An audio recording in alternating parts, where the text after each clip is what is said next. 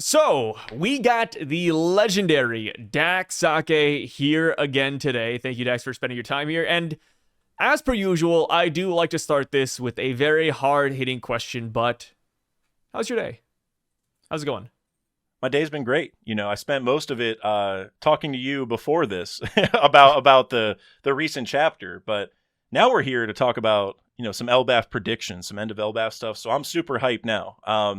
And also, like I told you, my back was hurting, but we've been sitting here for a couple hours now, and it feels good. So overall, I'm glad. 10 out of 10 day so far.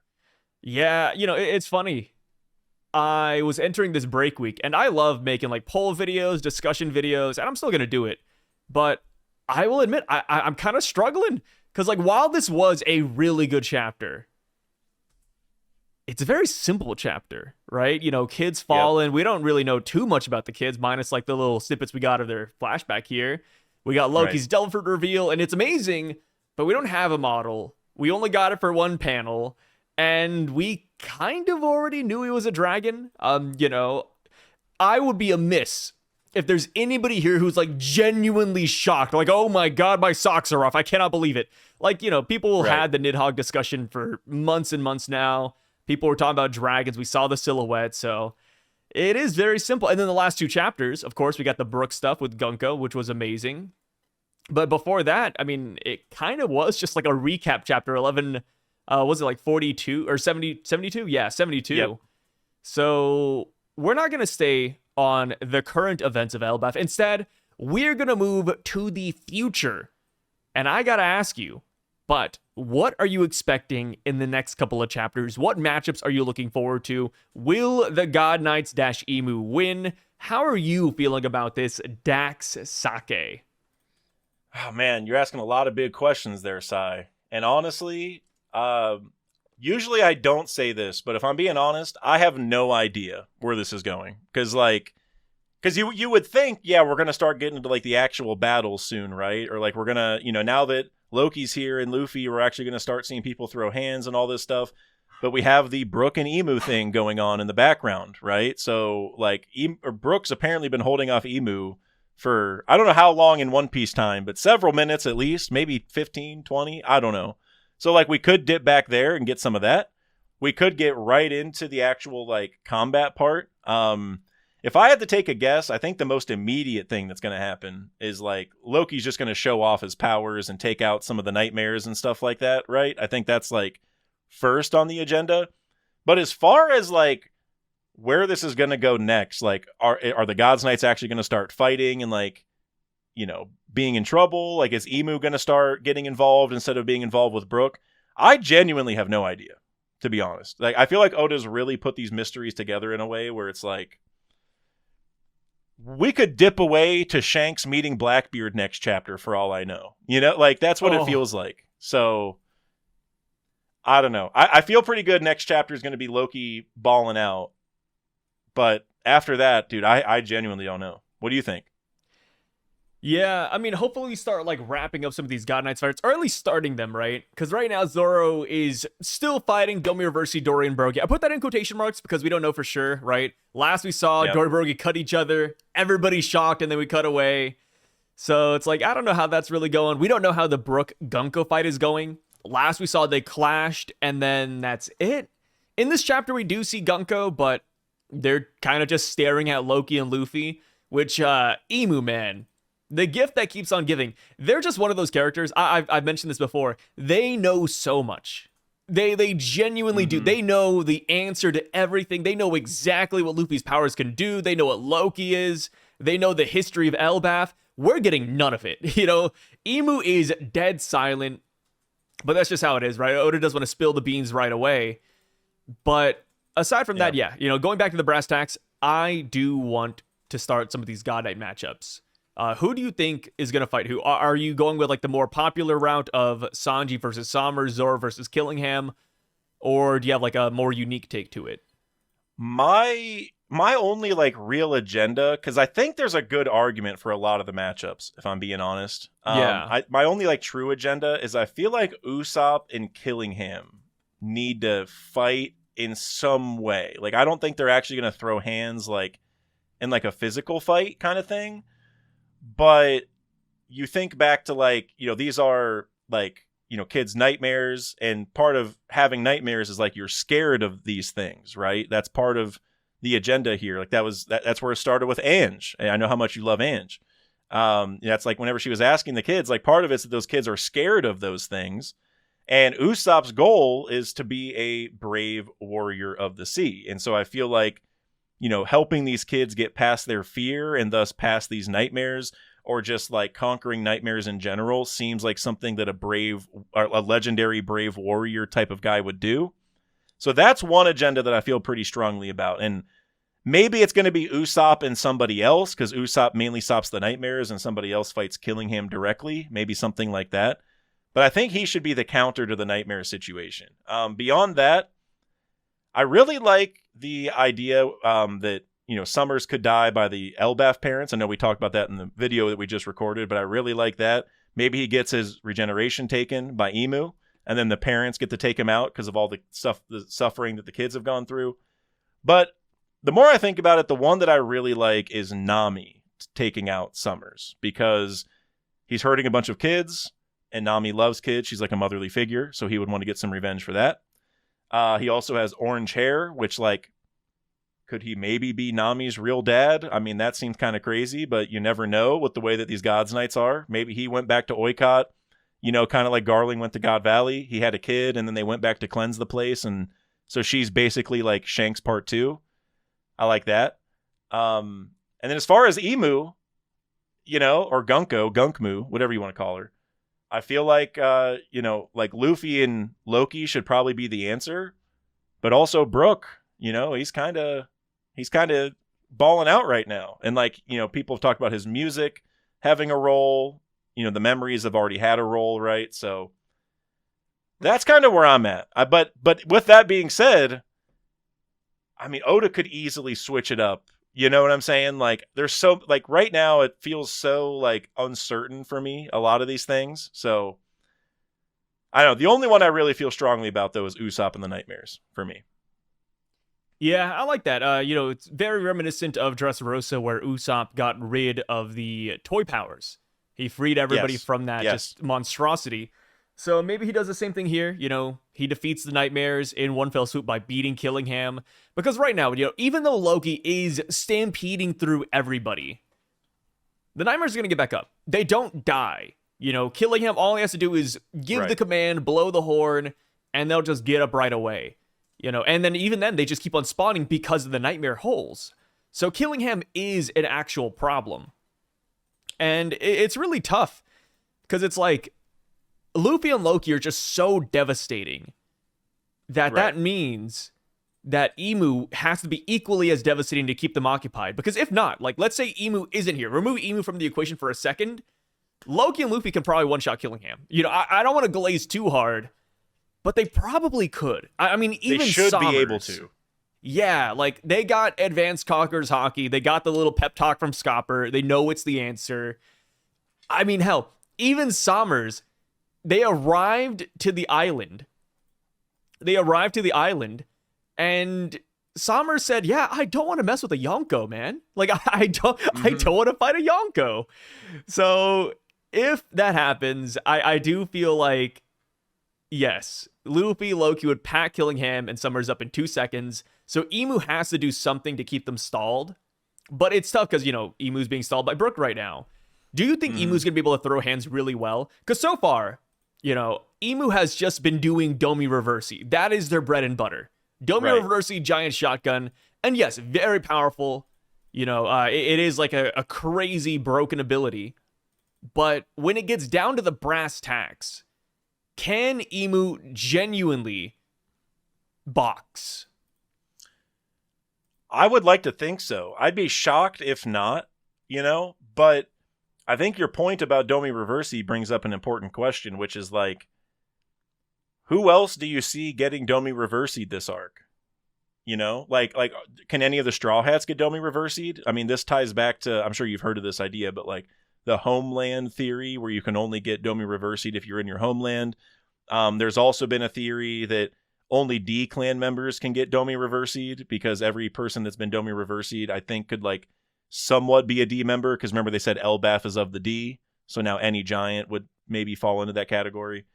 And I feel like that's really the question, because it's like, I think Emu can definitely box when needed to, but I think Emu kind of prefers not to, and to have everyone kind of fight each other, or just for Emu to force people to fight for them, you know? So I think that's really the question, is like, how many more people are going to get Domi reversied? Like, is Zoro about to get Domi reversied, for example? Because then that would be like how Oda and Emu can kind of stall this, right? Because if there isn't more Domi reversing happening, it does kind of feel like, yeah, like Luffy and Loki should be able to just cook some of these Gods Knights pretty quickly, right? I mean, Loki took out Harold, who had Conqueror's Haki on top of it, which, like, Shanks and Scopper were like, oh man, I've never even dealt with this. This is new. Loki, like, please take care of it for us. So, I mean, we saw that Summers was getting cooked by Scopper right away, so I would tend to believe then that Loki could take out Summers no problem, probably killing him as well. So there has to be some stalling here. So I think it really just comes down to, like, how many more people are going to get Domi reversied? Are we going to see Domi reversing Luffy, and that's who we're fighting for some of the arc, you know? Like, and I don't know, to be honest with you. I'm so, like, I feel like this whole video I've been saying, like, I don't know what's going to happen, but genuinely, Oda's, like, built this up in a way where I don't know. I could see a lot of people get Domi reversied, because it would be cool to see Luffy, you know, get transformed and all that. But at the same time, he's, like, in Gear 5th, and he's supposed to be Joy Boy, so, like, he shouldn't. So, like, I don't know, honestly. But that is the key to me, is, like, how many more people get transformed? And, or does Emu bring more Gods Knights here from the Holy Land, which is supposedly on fire, but you never know what could happen, so. Yeah. Not sure. It would be hilarious, because this entire time, I'm on the boat that we're not going to get more God Knights, because the Holy Land's on fire. You know, we don't know who's attacking it. Right. Somebody's doing it right now. So I think their forces are definitely divided. They're fighting two different battlefronts, and that's one way. So, you know, we don't have Shamrock losing this arc. We don't fight him. We don't get that big Luffy reveal. Because I feel like if Luffy sees Shamrock, it's going to be like a whole thing. We're like, wait, what a minute. Who are you? Yeah. But I guess if they really wanted to, like, throw us for a loop, what if they did wrap up the whole fire situation? Shamrock does come back, and he's like, hey, I did it. You know, everybody who attacked, they're dead. We got them. That would be a twist. And that could tie to the time dilation theory, which I don't know if this is true either. I don't know where you're at on it, but, like, that whole thing where Shanks is like, hasn't it been, or for one of them said, hasn't it been 10 years? And they're like, no, it's only been 3 or 4. So people are wondering, like, oh, does time move slower on Elbaf? Yeah. There was also that thing from Louis Arnault, like, don't stay here too long. So it could, if it is true that time is moving faster outside of Elbaf, then it could be that, you know, the situation in the Holy Land kind of wrapped up.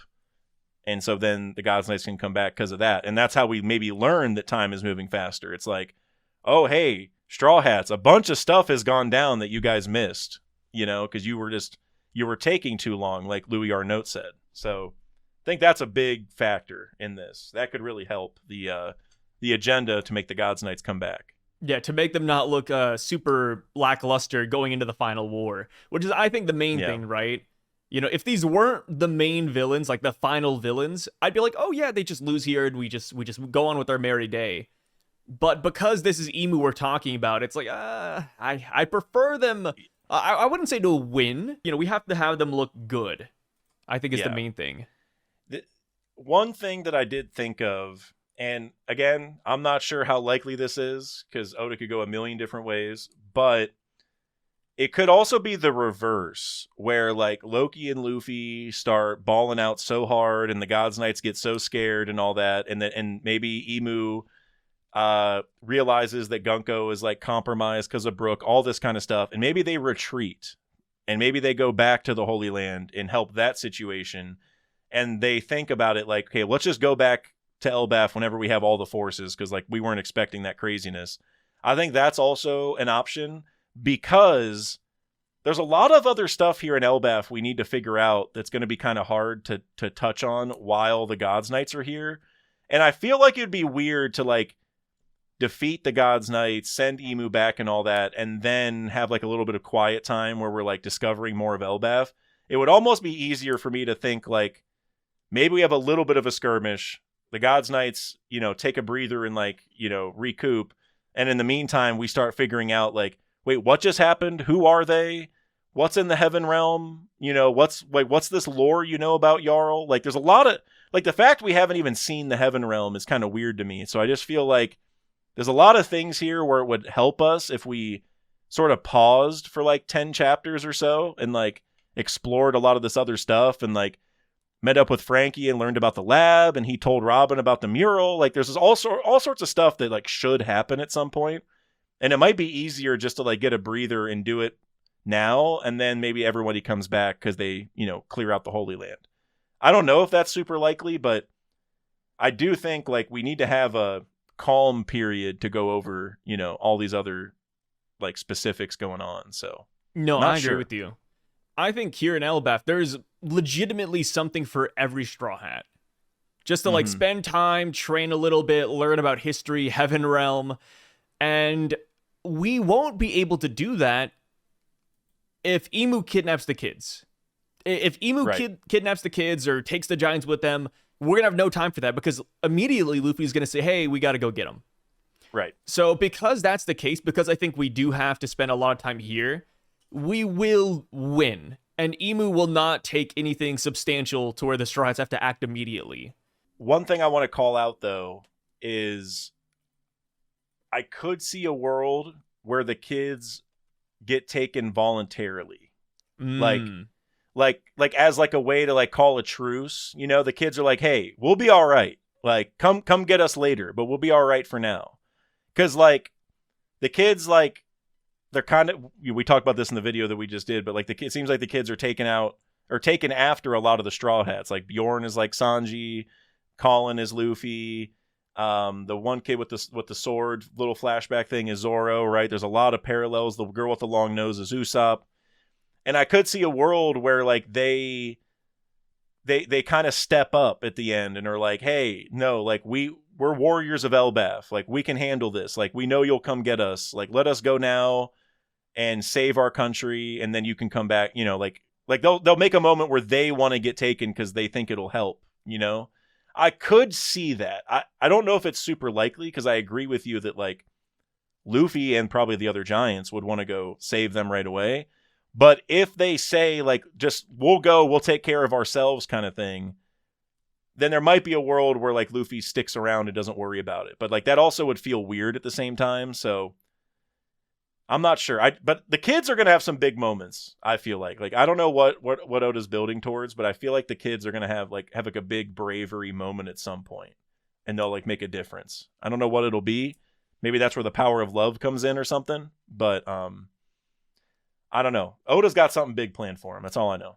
Yeah, maybe there's going to be like a middle ground, which, we don't really have too many of these in One Piece, but maybe we like broker a deal with Emu where they're like, okay, we'll take the kids, and to make sure that the kids are safe and well taken care of, we're going to bring one of the adult giants with us so that, they could be your liaison, so that that we're not actually harming them, and that could be Ange.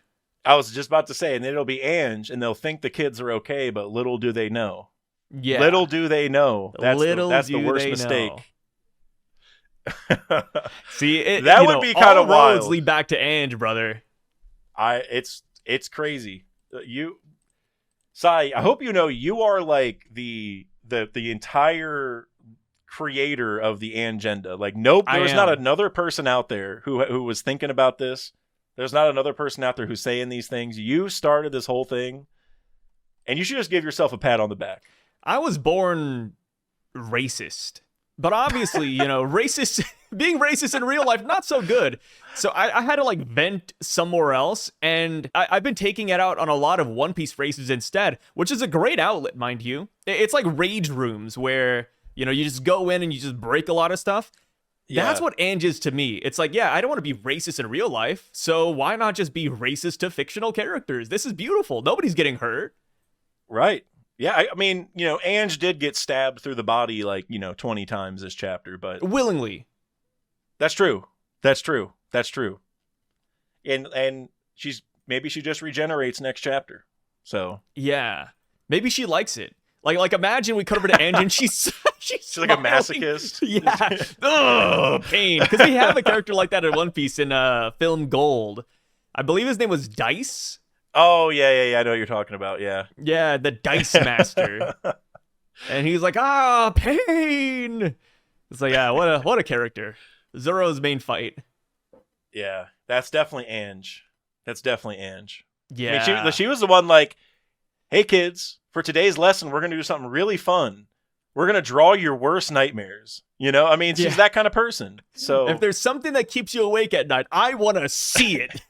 Like, imagine Ange was like doing this so that for Halloween, she could like scare the hell out of the kids. Yeah. If you were in Ange's class, that day, Sai, would you have drawn a picture of Ange? Yeah, just a picture of her. Yeah, she's the nightmare. You scare me, Miss Ange. You're the monster under my bed. And it's actually just Ange down there. It's not even like a fake thing. Yeah. Just spying on the kids. I saw one of your recent thumbnails. I would have been scared by that Ange that you have. I forget Peter Griffin Ange. Yeah. Oh, man. Oh, it's good. It's good. It is. The slander is never ending. Out loud. Oh, man. So with this now, now that we got Loki going up there, I do think that they're just going to go immediately to Emu. Because the thing is, they felt the hockey, right? Everybody felt it. They're like, yo, who is that? I think that's when they all started kind of laughing a little bit. Loki with his tongue out. So I think they're going to go straight to the source. And they're going to fight Gunko.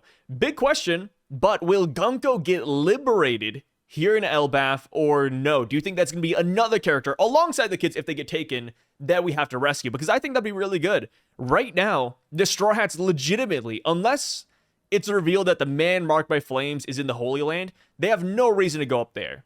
So we need a reason, whether it's the kids, whether it's Gunko, we got to go. And you know how Luffy is. The minute Brook says, hey, Luffy, I know that person. Something weird is going on. I hate them. I thought they killed, my benefactor, but it seems like there's more to the story. Can I figure that out? Luffy would say, okay, let's do it. I didn't realize beforehand how often Luffy suggests detours in the story. Like he will outright say, hey, if we need to go back there, we'll go back there. I forgot what island he said that about recently. I'm in Whole Cake Island. Oh yeah, Baratier. Because Sanji was like, yeah, they're holding Baratier hostage. And Luffy's like, oh, they are? You want to just go back there and get them? It's like, okay, there we go. So, when it comes to all this, I mean, even Wano, right? The whole thing with Wano, if they attack Wano, we're going to go back to Wano. They attack Fishman Island, we're going to go to Fishman Island. If Brook says, hey, let's go to Marie's Raw, Luffy will not even question it. And same with Pudding, to a different extent. Pudding, currently kidnapped by the Blackbeard Pirates, if Sanji figures that out and says, hey, Luffy, can we go save Pudding? Luffy, who's also friends with Pudding, would say, yeah, let's do it. Let's go save her. Yeah. And even after Wano, remember they were talking about Vivi, the whole Sabo and Vivi thing. And I'm pretty sure Luffy was like, okay, let's go to Marijois right now and save her. And then they were like, we don't even know if she's there, right? It says Vivi's missing. We don't even know where to go. So there's another example where not only that he wanted to do a detour, but he was willing to go to the Holy Land right then and there, to go save Vivi.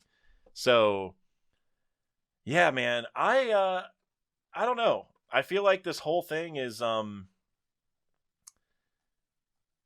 don't know, as far as Gunko getting taken, it's really tough. It's really tough because, I could see, Emu, retreating because he recognizes that Gunko is having these memories come back, and so Gunko isn't reliable, so it's like, hey, we got to figure this out. I could see that. I could also see Gunko getting smited like Saturn because Gunko's fighting back, and so then she just dies or something. But I could also see a world where that does happen, but maybe because she's supposed to be 80 right now, so she wouldn't be dead normally. Clearly she has some kind of immortality because she doesn't look 80. She looks 20 something probably. Yeah. So if she did get her powers taken by Emu, I don't know if she would actually die like Saturn, because maybe she just turns into an old woman and she just rides with us for a while and tells us some lore. I could see that. Or I could also see her actually getting killed like Saturn. But remember, when Saturn died, he turned into a skeleton. All that was left was a skeleton. Brook is just a skeleton. Maybe there's some world where Emu takes Gunko's powers, she turned into a skeleton, but then Brook saves her, and then we have another skeleton with us. And because they have a connection from the past, it would be fitting that they're both skeletons at that point. I could see that too. That's actually my favorite idea. I just don't think it's that likely. Like maybe Brook awakens and he's able to like share his soul powers with other beings. You know what I'm saying? So I don't know. I genuinely don't know, man. I do think one way or another, though, Gunko is getting freed, even if that means dying. I will say that. Gunko is definitely getting freed from Emu's grasp one way or another. But Yeah. No, I agree. I don't know how. Do you think that's here in Elbaf, though? Yes. Okay. The Brook stuff is set up so well, and I mentioned this in my last video, and a lot of people have brought this up, but like that Brook's music could free her because like obviously the memories already have a big factor, and we know that she was a fan of Brook's music back in the day, so I feel like he's going to play a certain song, probably being Sake, and that's going to, you know, like free her for good, or you know, cause some issue where Emu has to like figure it out. I think that's this arc. It just Oda's set up everything for this Brook flashback thing, and I don't know. Maybe I'm just too much of a Brook fan, but he's gonna play some music, and that's gonna cause some problems, and I'm pumped for it. But so I think that's this arc, though. I just don't know if there's really room. You know, that what's happening right now feels a little bit like Whole Cake, where we're like kind of shocked, like Brook is really this important all of a sudden. Like we were not even ready for him to like ball out like this. And in that arc, it just kept happening over and over and over. Like it wasn't just one thing that Brook did. He did like 10 different things. So I feel like it's the same thing here. Brook is really going to be the star for a little bit. Probably even before Usopp, you know? Yeah. No, Usopp's going to be at the end, I think. I think so too. I haven't given up on Usopp, but I will admit, because there's only 3 villains here, and, you know, one of them being the main villain, which will probably go to either Brook, Luffy, or Loki, it's like, man, it feels like Usopp's getting like the breadcrumbs almost. Like just, you know, the mean potatoes going to everybody else, and Usopp's at the bottom of the table eating whatever falls on the floor. And it's a little bit sad, man. You know, I do like the theory, and I still believe in the theory that Usopp will use Ragnar to an extent, or at least borrow it for one good attack. But who knows at this point? I do love the Brook focus. Him in the music with Gunko, I think it's going to be a real tearjerker. And, For sure. You know, speaking of love, you know, because you mentioned, you know, I mean, you're not saying that they love each other, but, you know, 2 skeletons together. I was like, oh, couples, that's nice. Mm-hmm. What do you think about Loki's future? Can you see him going with the Straw Hats after Elbaf sailing with us, or no? Do you think he has his own agenda with Mosa? And another thing too, but do you think he'll ever run into his love, his previous love, Lola? Yeah, so I want to talk about Lola first, because that's actually like, I mean, there's a lot of cool stuff going on, a lot of hype to look forward to. But I'm going to be honest, the thing I want more than anything is to figure out what happened with Lola. That's like, I don't know, Whole Cake's my favorite arc, so it's probably tied to that still. Although Elbaf might be number 1 by the time this is over, but that's always been a plot line that I need figured out. So I would definitely want to start there, because that's something I've like been waiting for. We skipped right over it in the flashback. Not really skipped over it, but Oda ended it before we got to that point, right? So we didn't get to see it yet. And that's like one of 2 things we need to figure out with Loki's past still. We have the Lola situation, but also the Shanks situation, which we can talk about that later if you want, because like, I don't know how Shanks beat this guy. You know what I mean? It's like kind of crazy. Because we saw in the flashback, Shanks and Scopper are like, yeah, only Loki can save us with the fruit. He's the only one who can stop Harold. Now Shanks can just stop Loki, which is like, okay, how does that make sense? But as far as Lola, I think that Beige might pull up this arc with Lola, and so Lola will be here, and then Lola can talk to Loki directly about it. I think that is where this is going, because we don't know where Beige is right now. Remember, he had the cover story, right? Yeah. And that's where they met Lola. Lola got married and all that. And I feel like he's going to show up partially because Lola's married now. And I don't know like what's going to drive them here. I don't know that whole story. You know, we still have that thing from the time skip where Beige got like sucked up into the floating ship thing in the sky or whatever. We still don't know what's going on with that. So like I feel like that might tie into here somehow. But I do think that's definitely going to happen. They're going to have a discussion, and I think that'll ultimately lead to Loki probably marrying Shirahoshi. I don't know if you're on that train, but I feel like that's like he needs some closure with Lola, but I do think he's probably just going to marry Shirahoshi eventually, which feels weird because the age gap is like insane, but you know, it's a fictional story, so it is what it is. But I feel like that's kind of set up at this point. And then I think you also asked like about whether he's going to like go with the Straw Hats, and I feel like that's a really good question right now because I mean, look how big he is. You know what I'm like? It's a massive, giant dragon. Like, whether he's a giant on our ship where he doesn't fit, or if he just goes into dragon mode and flies with us, that's still hard to imagine. So, I mean, I want Loki to join the crew, so I'm going to say yes. I don't know how it's going to work, but I don't know. If he doesn't, I think it's more so going to be because he's the leader of Gale Ra, and the Gale Ra Giants need a captain, you know? Yeah. So I want him to join, but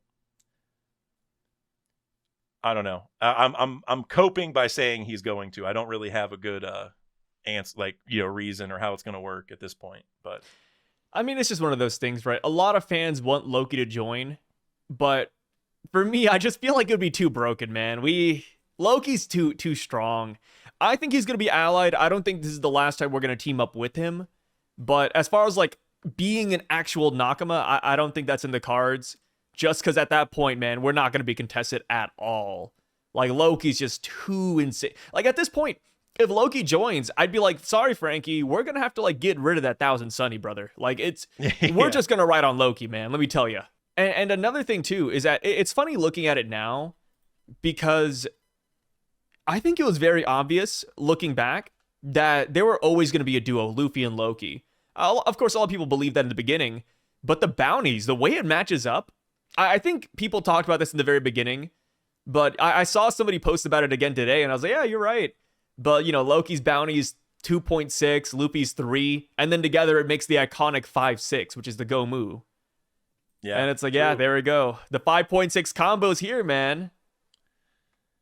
Yeah, it is tough. Like, I think the biggest problem is definitely like the inter-crew dynamics, right? Like, Loki's going to be so insanely strong, and he's going to feel so important that it's going to like overshadow some of the Straw Hats maybe. I mean, like you called out Frankie, like I feel like Frankie's like the forgotten child at this point. You know what I mean? Like, yeah, right. Like he saw the mural, which was cool, but it's like, that's like, I mean, it's like a Frankie moment because, yeah, he saw it, but it's like we don't really get Frankie focus in particular character. Yeah, anybody moments, could have you know done that. Saying? Like, he barely talked to Vegapunk, you know what I'm saying, about any science stuff, and now we're here in Elbaf. I mean, he found the lab, which I think is where Oda's going to go, but it feels like Frankie doesn't get a lot of focus. Brook is finally getting some focus now, you know, in this arc. I mean, Whole Cake obviously did great, but otherwise we barely even look at Brook. Whole Cake also was like 7 years ago too. You know, people are like, oh, but Brook just had great moments, you know, just yesterday. It's like, guys, that was like 7+ years ago. Like, it was, right. Guys, we can get a Brook thing each arc. And that's how I feel about most of the Straw Hats. While they're not my favorites sometimes, it's like I want every Straw Hat to feel unique each arc and have like their own moment. Like, I really wish Brook had something more in Wano. And people are like, oh, but Sai, you know, Brook carried off Robin and saved her from CP0. Cool, he picked her up and ran away, man. Like, sorry if I want something a little bit more. You know, sorry if I'm asking for too much here. Like, people were talking about the Brook and Apu matchup going into Wano, and I was so hyped for it because I'm like, yes, music battle. Sounds good. That's hype. That's memorable. That's cool for both characters, right? Like, that's great. Didn't happen at all. Another thing tying to Frankie is whenever he fought Sasaki, I don't know if you remember this, but there were tons of theories that I still think are probably correct that Sasaki is Kokoro's son.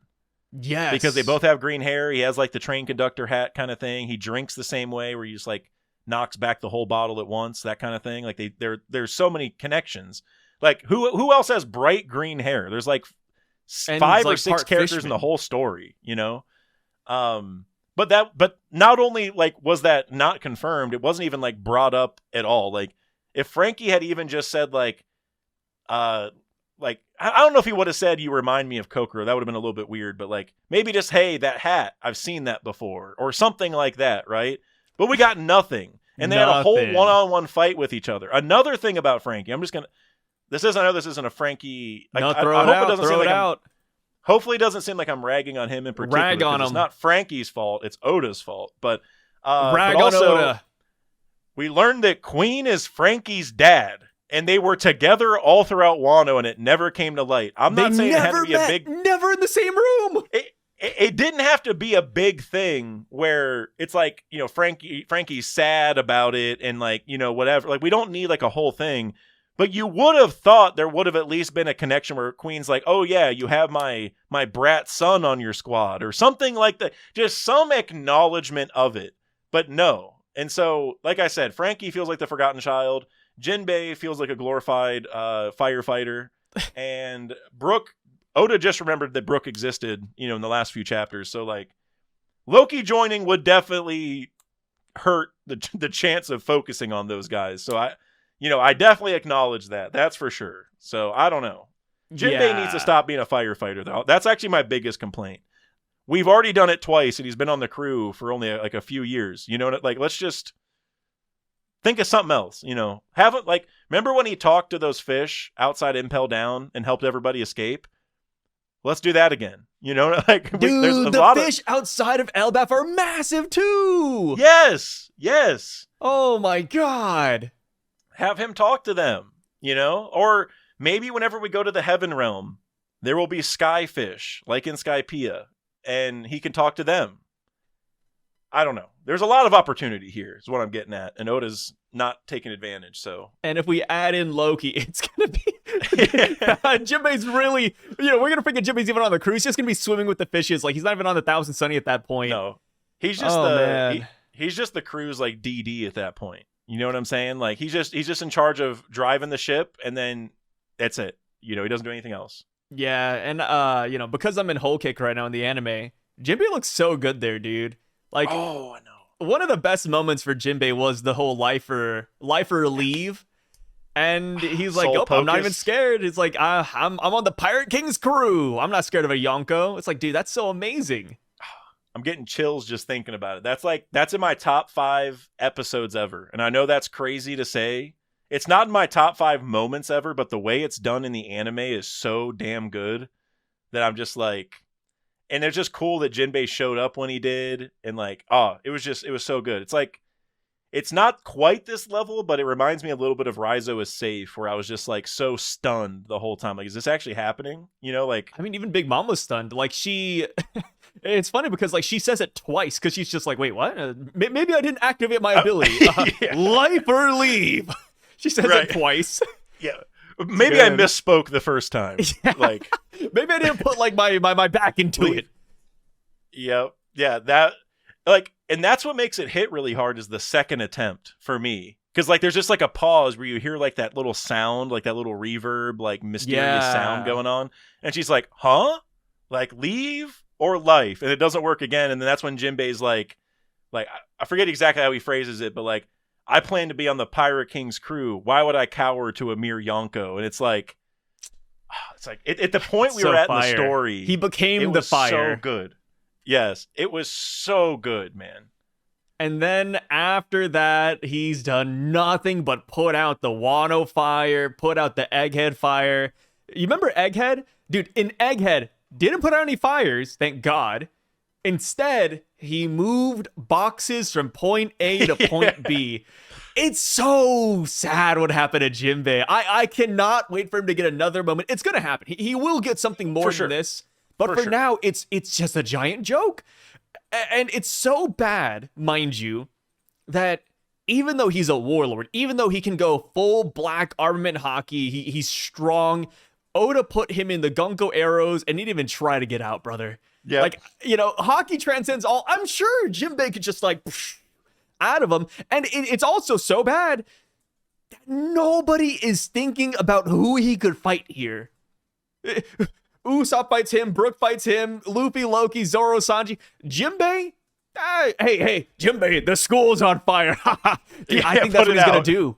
That's what he's going to do. Oh my God, if Jinbei puts out the school fire. Look, I've been very critical of the fact that the school and the library are on fire because I just felt like this is like an important thing for Elbaf to protect those because they've like grown in this way. You know what I'm saying? I mean, it is what it is. They did it to protect the kids, but whatever. But honestly, I would rather that they all burn down than Jinbei save them. I'd rather the Atom Tree burn down than Jinbei Jinbei, stop, please. Like, I remember, like, I forget exactly what it was, but whenever he put out fire earlier this arc, I was like, in that reaction, I was like, please, Oda, this is the last time. Please, just no. I'm tired of this. We're all like, we know he can move water. Like, we get it. It's his bread and butter. We know he's a fishman. Please stop reminding us. Like, and just to even complain about that a little bit more, just because this is one of my biggest gripes with Wano, period. So, the water that Jinbei used to put out the fire in Wano was from Zunisha. Zunisha was right outside and could have just reached their trunk into the water and saved it themselves and had a cool moment. So there was a reason that Zunisha showed up other than being a hype man. But no, we had Jinbei do it with Raizo, who brought out the water. By the way, Raizo's supposed to be done because he just fought Enel's dad, the other earlobe guy, whoever he is. I don't know. I know this. We got way off topic now, but that is like one of my biggest issues with Wano. Zunisha was right there. Dude. Why did Zunisha even go? The walls didn't come down. Zunisha's like, Joy Boy's returned, and I'm leaving now, pretty much. So, like, I don't know. Guys, I'm not a prophet. Never claimed to be. My theories wrong more than not, right? If you ask me like basic predictions, I get them right. Yeah, sure. But it's the crazy outlandish theories I don't get right. As far as that goes, Dax is cooking. Because I remember during those chapters, I was one of those guys. I was like, oh, guys, it's obvious that Zunisha's going to put out the fires. It's right there. Zunisha is known for, like, the spouts, and, they just shoot water. It's perfect. Zunisha came all the way here. What else can they do? And seeing Raizo and Jinbei do that, and then Zunisha just walks away, I'm like, guys, you cannot blame me. Like, this is some bullshit. This makes no sense. I do not know why Oda did this. Like, I get Zunisha's like, oh, hype for the future, but Jinbei and Raizo? Brother, we had an easy answer right there. My copium headcanon, and this goes for Frankie and Sasaki as well, is that too many theorists had guessed it, and Oda just didn't want to do like the bland answer. He talked about that like once, I think, and now because of that, everybody's like, okay, if a Japanese YouTuber says it, Oda's probably not gonna like put it in the story, right? And I don't know, like at some point, like, I mean, Oda, like, he foreshadows or sets these expectations for us. We're trying to figure it out. Like, we're waiting for Kokoro's son to matter because she brought her up. Like, we met Chimney. Where's the missing connection at? We're waiting for that. Of course, it's going to be Frankie related. Like, even if somebody guessed it, just give it to us anyway. Cause like it fits so well. It's perfect. So I don't know, man. The fact, I just can't believe that Oda literally showed that Raizo had Zunisha's water. You know what I'm saying? Like, that's what really ruined it, is it was like, you could have just had him get it from like a random waterfall. But no. Had to be Zunisha specific. Like, who's right next to them? No, another one. Since we're like complaining now, another one that I find is really funny is it's definitely got to be Chopper. Oh, yeah. I feel like Oda forgot his ability to talk to animals. Because Chopper could talk to the owl that's been here for like 1,000 years in the library before like everything went down. Chopper could have gotten like some really big info out of this owl. Nothing. And the thing is, this is so funny, but it's been so long since Chopper has whipped out this ability that people were trying to gaslight me into saying that Chopper doesn't even have the ability to talk to animals. That's how bad it is. Somebody said, oh, sorry, because Chopper is an animal, he can't talk to all. Brother, that's his ability. He's been doing it all series. He just hasn't done it for the past 300 chapters. Right, and honestly, if you have viewers who are saying that means that Oda just has not done it, in a long time. I can't remember the last time. I'm me neither. It's maybe been a the while, time dude. skip. The time skip. Whenever the birds brought him back. I don't know, dude. It's so funny. But what's important about that? I'm glad you brought that up. Is now we can wrap this back into some Elbaf predictions like we were talking about earlier. Because speaking of Chopper and him speaking to animals, hopefully he does talk to Biblo. Biblo, by the way, is like one of my favorite random characters that Oda created. I just think he's so cool. Owl in Library is a trope that's like, you saw like an Avatar, for example. So awesome, right? Makes sense. So I love that whole trope. He could talk to him, but also Chopper can talk to Ragnir, right? Yep.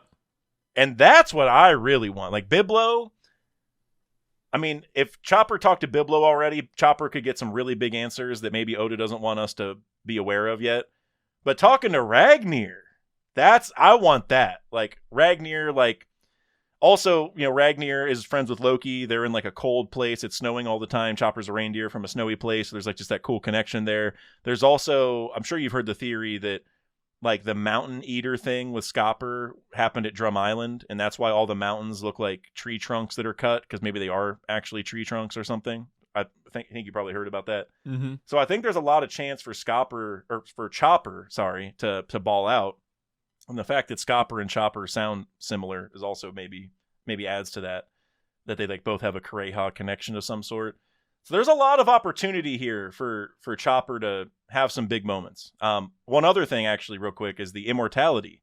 Because Chopper, specifically, multiple times, him of all people, has mentioned, like, wait, what's the secret to immortality? I got to figure it out. Let me go save Scopper so I can figure out what this is. Like, how is somebody immortal? Which makes sense, because he's like a doctor, so he wants to figure out how people are living forever. But also, Kureha is the oldest living woman in the world. She is kind of immortal in a way, not truly, but she probably feels immortal to a lot of people because she's been around for so long, right? So I think he should definitely talk to some animals, but he should also probably be the one who figures out how immortality works. And that could be a really big moment for Chopper and make him feel a little more relevant, Yeah, if Chopper could figure out a way to beat immortality without Conqueror's Haki, big W. And I'm glad you brought up the owl, because this ties back to Loki's devil fruit. I think, so you think it's going to be Nidhogg. I think that's very fair. Yeah. Mythology lines up. And I've been talking about it being a like unique One Piece verse name, or just idea in general. And going to Biblo and Ragnar even, they both have sex puns tied to their I've heard about fruits. this. Yeah, so... Par told me. Yeah, Biblo it's the Iku no Mi, which of course is the grow fruit that Vegapunk theorized, but it also means come. Quite literally, that is, I'm coming. And then for Ragnar, it's a squirrel whose laugh is kuririri, which essentially equates to vagina. You would think that he would be nuts for balls, you know what I'm saying? Because like he's a squirrel, so it would be nuts. But maybe Oda isn't aware of that. The way that we phrase it here. So because we have cum, because we have vagina, I am expecting Loki to be another sexual pun, and it's not gonna be like on the nose, like he's the dick no me. It's going to be like a phrase in Japanese that has like multiple meanings, and one of them's going to be sex related. That's my current headcanon for Loki's potential name. It's going to be serious. It's going to sound really cool, and then you're going to have like some Japanese fans who are like, wait a minute, this could also be like turned into this. Yeah, I could definitely see that. I mean, it could be that like Loki, like his laugh or something. We've gotten his laugh, right? Is his Dogaha or is that? Okay, yeah. I was gonna say it could be that, but we've already gotten it.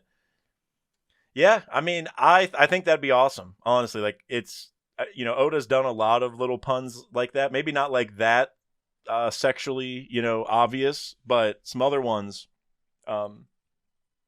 Have been like pretty funny also with like the double meaning. So I could definitely see that. I mean, I still feel pretty strongly about Nidhogg, but it could be that like the model does that, right? Yeah. Like I don't know Japanese well enough, but like, Kaido's a fish fruit. And so it could be some kind of fish, maybe a specific kind that fits into that. I could also see a world where it's a bird model. and because it has wings, you know what I'm saying? And unlike Kaido's, which doesn't. So it could be a bird model, and maybe whatever bird Oda picks could be like he could pick a specific kind that ties to that. So We I also like have that. a dragon model, right? Because the dinosaurs are dragon models or like reptile models. Yeah. Yeah. They're all dragon models because the word dinosaur in Japanese has Ryu in it. So I think that's why he chose Ryu, even though that means dragon more specifically. It's like it can also tie to dinosaurs. But Killingham is also a Ryu, and he's the model Kirin, and he's like a dragon giraffe thing, right? He's weird. So that's like the first kind of like actual dragon that we've seen that's a Ryu. Now he's like barely a dragon, to be honest with you, right? He has like the long neck, but he's like a weird, I don't know. Killingham's really weird in general because it looks like he has two different hybrids. I don't know if you've really caught on to that, but like obviously there's like human form, but now there's the one that we saw. I think was it this chapter? Yeah, where he has like the horse legs, but then he also has one where he has like a dragon head with a human body, which you would think is also hybrid. So I guess this is full beast form, which feels weird. But maybe he's like Chopper, where he has like he altered his form so he has like multiple hybrids. I could see that because Black Maria did the same thing, right, with Queen. So yeah, we know other people can do it. Yeah, and that's actually something that I hope we do see. I mean, it would be kind of cool if Saturn did it just to like make him relevant again because he was the science guy. I don't know. I could see that. Yeah, let's bring Saturn back. I've been talking about Saturn recently, and it's like, dude, I hope we see like his lab or what he's been working on for the past 900 years, and hopefully it's fire. Yeah. Because, man, right now, Saturn's reputation, people are just glad he's gone. And for Saint Somers, at least he's funny enough to where, like, if he's gone, people will miss him. But, nobody has that same love for Saturn. Yeah, man. I mean, I don't know. I want to make a joke now where I start saying, like, oh, you know what? I miss Saturn. I wish he was back. Like, we got to stop disrespecting him. But, like, I mean, he was, like, such a horrible person. I feel like I can't even, like, make those jokes. But we have kind of forgotten about him very quickly. Yeah, we moved on. I wouldn't be surprised if Oda throws in a little something where it's like you said, we see his lab. Maybe we learn through somebody's flashback that he visited the Elbaf lab before, and learn something there. I don't know. I do want him to just be relevant in some way. Even it would be really cool too if it was like a way that hurt the government. Like if maybe Saturn was building something, but because the government killed him before it was done, it comes back to bite them because like it wasn't ready. You know what I'm like? I don't know what it would be, like a robot that like activates itself and he didn't put in the right chip or something, and I don't know, something like that. I think that'd be kind of cool to like make him like make the fact they killed him bite them, right? I think that'd be kind of cool. Like an incomplete nuclear reactor.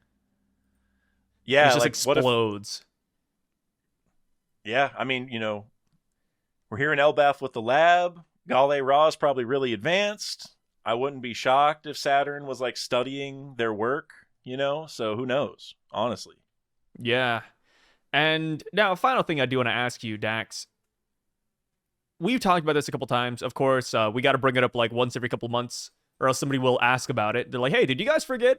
But Holy Land on Fire, who is attacking it currently? Do you still like the idea of Blackbeard? Are you there with Shanks? Who could it be? And what will the outcome be? They sent their, quote, best fighter Shamrock over there. Of course, they got the Gorse over there as well. Do you think that they will quell the battle? I do, and I think the way it gets quelled is they team up with Blackbeard. I think by the end of it, Blackbeard is going to be a Holy Knight, honestly. Because you go back to the pre-time skip, right? He became a warlord, which gave him access to Impel Down and certain things that he used to his advantage, and that ended up biting him in the ass. So then you might think, well, why would they agree to him, or why would they want him to be a God's Knight then? That's like even worse. They're giving him powers and whatever. Well, Emu might be thinking, well, if you take a Covenant mark, then I can control you, right? Like then if you go against me, I can stop you. So why not? Why not team up if I can just smite you like I did Saturn if you disagree. So I think that's where it's going to end up, is that he teams up with the government again, which is a really cool plot line in the sense that it goes against what Rox wanted to do, right? Rox was vehemently against working with the government, but Blackbeard's already done it once, and I think that's really cool, and so he might do it again. and it might be like a really important thing. It also goes back to when Eris was like she said that Rox wasn't ready yet when fighting, when Domi Reversi happened. So maybe Blackbeard will take on that mark once he is ready, because then he can counter it. So that's where I see this ultimately ending up. But as for like the current time, I think it's definitely Dragon who's starting this whole event. But I just think that Shanks and Blackbeard will get roped into it. Like Dragon will be the first mover, start attacking, and then Shanks and Blackbeard will hear about it and go there for their own separate reasons. Like Blackbeard might go because he thinks it's an opportunity to team up with the government. Remember how Lafitte was keeping like tabs on the Bondolas? We already know Blackbeard's like keeping an eye on it. So maybe he goes then because he thinks like, well, if I help stop Dragon, they'll let me join the Gods Knights or whatever. So then Blackbeard will go, and then I'm thinking that Shanks will either hear that he's going or just intuitively know because Shanks has been tracking Blackbeard for so long. And then he will go after that, and we'll have all those parties there at once. That's kind of how I see it happening. Now, the specifics of it, like who's going to fight who, is Shanks going to die, all that kind of stuff, I'm not really sure. But I think it's ultimately going to end with Blackbeard getting one of the Covenant marks, so then he has regeneration. But then whenever Emu tries to control him, I think his darkness fruit is going to like free him from it. You know what I mean? It's like going to be a counter for it. So then Blackbeard will get to have the regeneration and all the stuff that comes with it, the immortality, and he'll also get to keep his free will, is kind of my guess. And then he'll probably take over Emu somehow. I don't know. Yeah. And for me, I think it'd be a little bit silly if Emu does that and they don't expect Blackbeard is, plotting or has a counter to it. But maybe Blackbeard has like something else entirely. You know how like we've been speculating that Blackbeard has a third devil fruit? So far, we've only seen the Yami Yami Gura Gura. What if Emu also thinks the same thing? They're like, oh, like they don't have anything that can counter. The Yami Yami can't do it. But Right. Blackbeard this entire time has actually already had his third devil fruit. And they whip it out, and that is the counter to Emu's ability. I think that'd also be cool. A little bit of headcanon there, but yeah, I do agree with you more or less. I think that the Blackbeard Pirates would join the world government, and that's kind of what they're aiming towards. I mean, hell, even Blackbeard talked about wanting to become King Blackbeard. He wants to work with them willingly. So, yeah, now that Lafitte's keeping tabs on him, now that they see that the Revs are, scaling up their operations, maybe the Revs are attacking, boom, here comes Blackbeard helping everybody, and he becomes a Knight of God. Yeah, because remember when Rox said, like, oh, there's two fruits I'm after. One's probably an Elbaf, so we're wondering what the other fruit is, because obviously one of them's like the Nidhogg fruit at this point. I feel like it could definitely be the darkness fruit, because Blackbeard was searching for it for so long. Yeah. But for all we know, it is this like special third fruit that we don't even know about, right? And maybe that was the first one that was necessary, and maybe he got that well before he ever joined Whitebeard. Like maybe Eris had it, and she fed it to him. You know what I'm saying? Like I think there's a cool plot line there. So, and another thing is you also brought up like Blackbeard wanted to be a king. Well, for people that like the government doesn't trust, they kind of want them to be a God's Knight before they become a king, like with Harold, right? So I think it's like the same kind of thing. Like, well, if you want to be a king, you got to take on this mark and essentially give up your free will to do it. I think that kind of falls in line, So, I don't know. I feel very strongly at this point Blackbeard's going to become a God's Knight. They have an opening. Loki rejected it, so we know there's a covenant available. It feels just like pre-timeskip with the Warlord. I feel like that's where it's going. Yeah, just send him there. Or one thing we have to remember in general, too, is that Blackbeard was able to scar Shanks before the Yami Yami no Mi. So the idea of Blackbeard having like something hidden in his back pocket, it's not absurd. Not the first time it's been brought up. And which now spins off to Shanks. Did Shanks actually fight Loki and beat him? So my headcanon on this situation, I'm really glad you brought it up, is that whenever Shanks was fighting Loki, Ragnar just said, I'm not getting involved. And Ragnar just sat off to the side and was like, I'm not fighting against Shanks. And that's why. And so the reason why I think that happened is because you know the story of Ratatoskr, where Ratatoskr carried messages up the tree between Nidhogg and the eagles at the top? Yeah. Well, obviously Loki's the Nidhogg, and so now we got to think about who the other side is. Shanks's sword Griffin is like an eagle merged with a lion, right? Is that what it Yeah. is? I don't know. It's part bird, whatever it is. So maybe Shanks is the eagle, and so Ragnar is friends with both of them and doesn't want to get involved. And what I think is really cool about that is that Ragnar is a hammer with a zone fruit. Probably.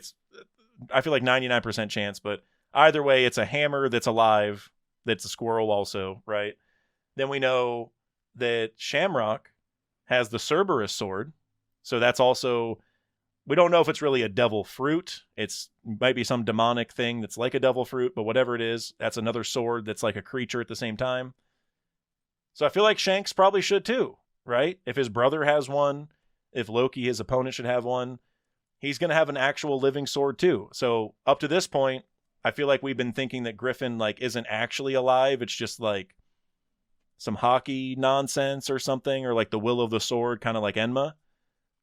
But maybe Shanks' sword really does have a devil fruit, you know? And so maybe that sword, I don't know if it talked to Ragnar or if Ragnar is like I don't know if Ragnar, Ragnar as in the squirrel and the Nidhogg and the Griffin were all like BFFs back in the day, and that's where this is going. You know what I'm saying?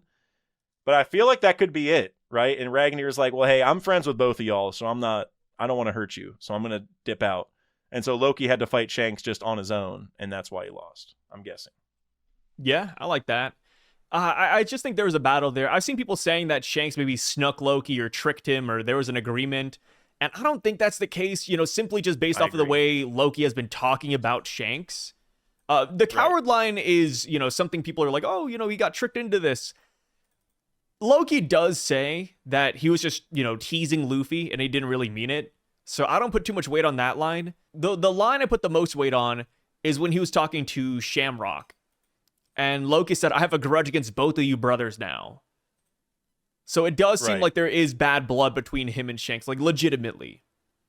So yeah, I do think that they did fight and Loki did lose. I like the idea that, he didn't have Ragnar in that battle too. I think that's a unique take. I haven't heard that before.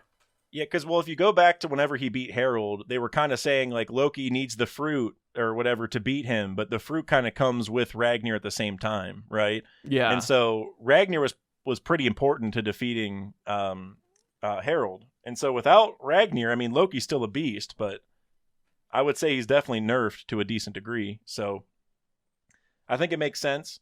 It would also add to, like, the lore of Ragnar, and I think we need that a little bit. It would like give him a little bit more character. Like, I don't know. I just think it'd be so cool if literally like all these devil fruit creatures were friends. I just, because like they're like, are they real? Are they not? Like, what is like a zone like a mythical zone? Like, did that creature actually exist? Is this all imagination? Like, who knows? But if like 3 mythical zone creatures are like BFFs, I don't know. That just seems so One Piece to me. So I hope that's what happens. And, if Shanks does fight Loki and we see that, there's a good chance that Shanks just uses, a Conqueror's Hockey Blast like he did against Aramaki and knocks him out of his zone form. Yeah. Like, that is possible too. The thing that's tough for me is just the fact that Shanks couldn't, like, he couldn't do anything against Harold back then, and then Loki took care of it, and then what, like 7 years later, 8 years later, Shanks is all of a sudden able to stop Loki. It's like, it happens, dude. We've seen like crazy upscaling before. I mean, look at Luffy, right? Yeah, it's true. Like, 2 years ago, he couldn't fight Kizaru. Kizaru was mopping the floor with all the Straw Hats. And then current day, Luffy's over here boxing with Kizaru, right? Like, yeah, you give Shanks 7 years where he's like really locked in and dedicated towards beating Loki and just saving the world. Yeah, I think Shanks is that guy.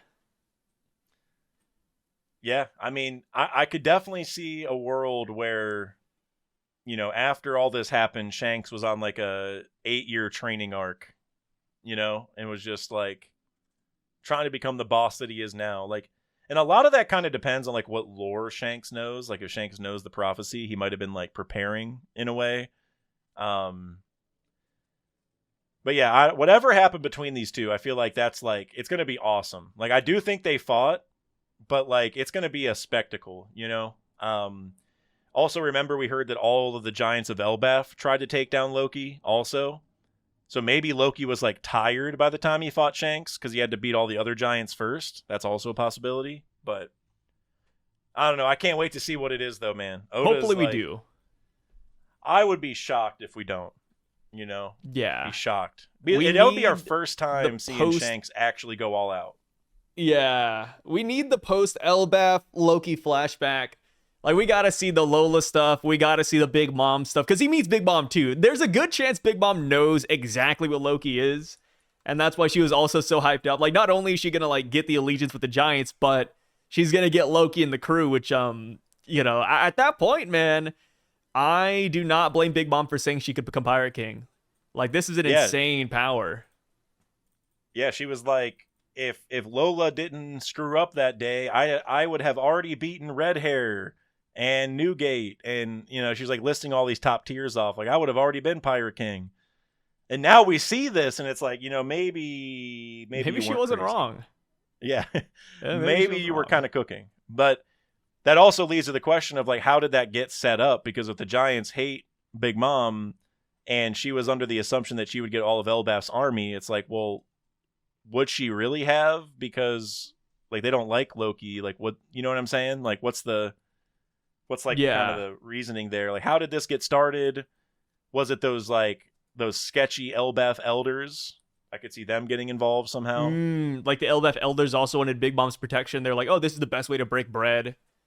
Like, this will work out really well.